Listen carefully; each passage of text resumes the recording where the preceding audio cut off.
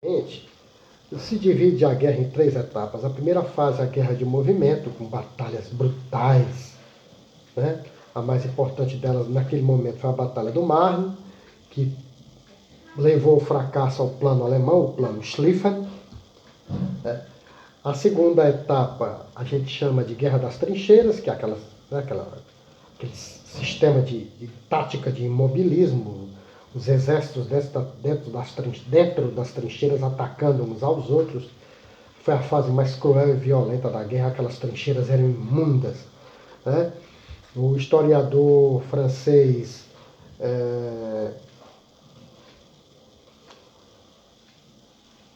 Marc Bloch, que lutou essa guerra, diz que morreram mais pessoas nas trincheiras de doença e falta de higiene do que de bala. Né? Talvez ele saiba disso, porque ele estava lá, né? Sofreu o diabo lá dentro. Mas enfim, as trincheiras, uma tática parada, ninguém avança, ninguém recua, e os soldados sendo massacrados, e batalhas terríveis. Uma batalha do Somme. A batalha do rio Somme é uma máquina de moer carne. A fina flor das gerações do mundo ocidental morreram ali. A fina flor morreu ali.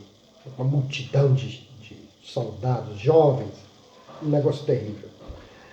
E a terceira etapa já é a fase final, com a participação decisiva da indústria americana.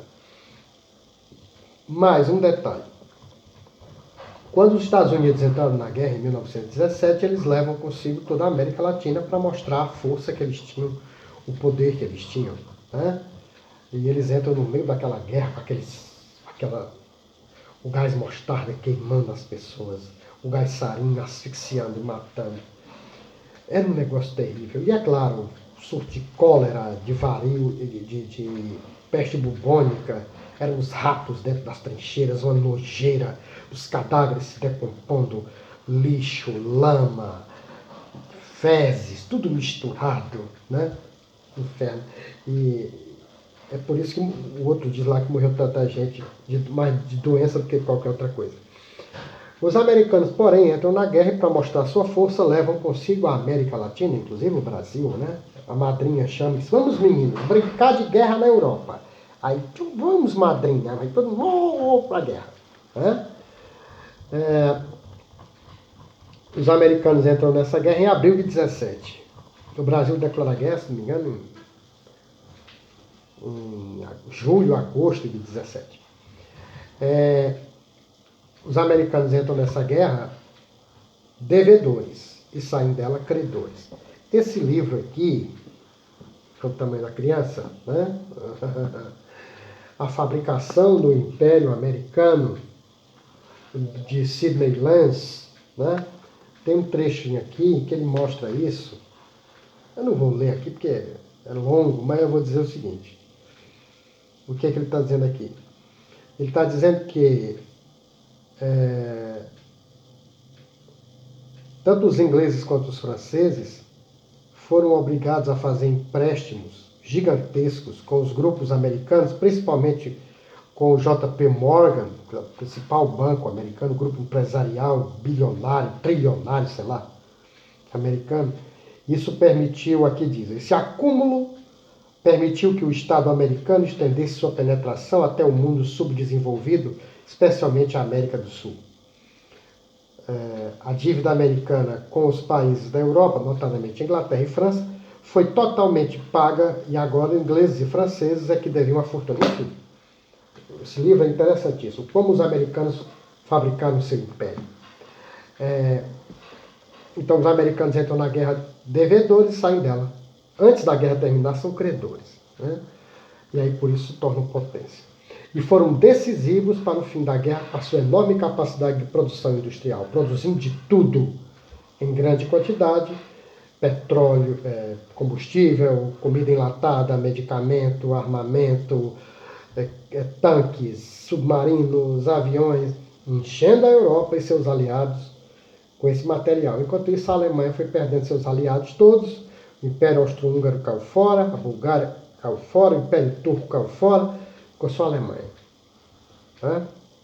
Ficou só a Alemanha praticamente contra essa grande aliança, e aí, para evitar o pior, uma grande invasão que massacraria a população civil, houve uma revolta dentro da Alemanha, depois o imperador proclamou a república e o novo governo rendeu-se incondicionalmente aos aliados.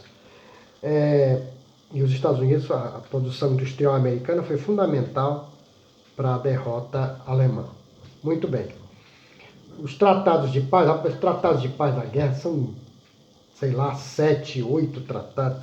Tratado de Versalhes, Tratado de Saint-Germain, Tratado de Neuilly, Tratado de Trianon, de Sèvres, Locarno, Lausanne, Tratado de Brest, enfim.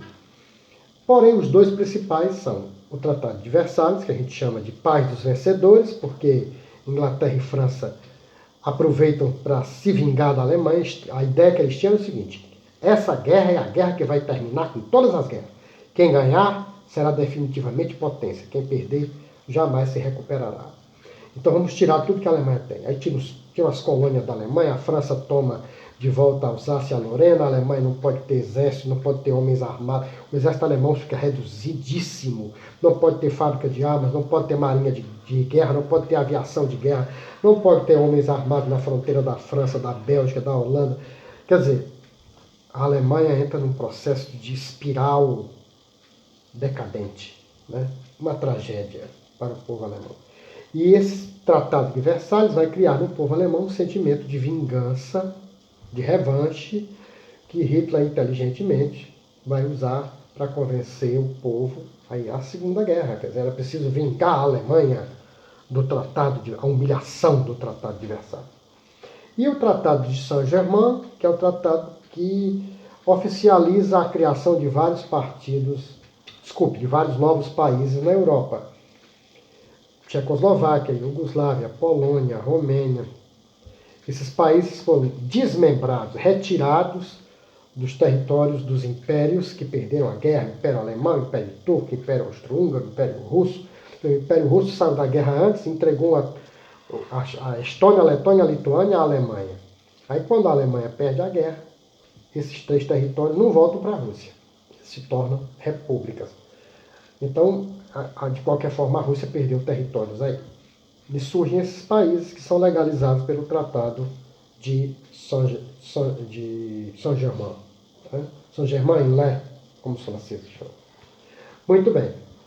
Consequências desta guerra terrível, cerca de, talvez, 20 milhões de mortos, não sei. O historiador britânico Anthony Beevor fala que algo entre 18 e 22 milhões de mortos é um número adequado. Mas você pega livros que falam que morreram apenas 10 milhões de pessoas. Ou seja, você não tem uma numeração, números confiáveis. A verdade é essa. Bom, então, sei lá, vamos colocar 20 milhões de mortos. Fim da hegemonia europeia, ascensão dos Estados Unidos como potência mundial, criação da Liga das Nações com o propósito de ser o local para os países debaterem seus problemas para evitar uma outra guerra. Isso não vai funcionar. A ideia era interessante, mas não funcionou. A ideia foi do presidente Wilson, dos Estados Unidos. Surgimento de novos países, eu já citei aqui, né? E 2 crises brutais. Uma crise política, a crise das democracias.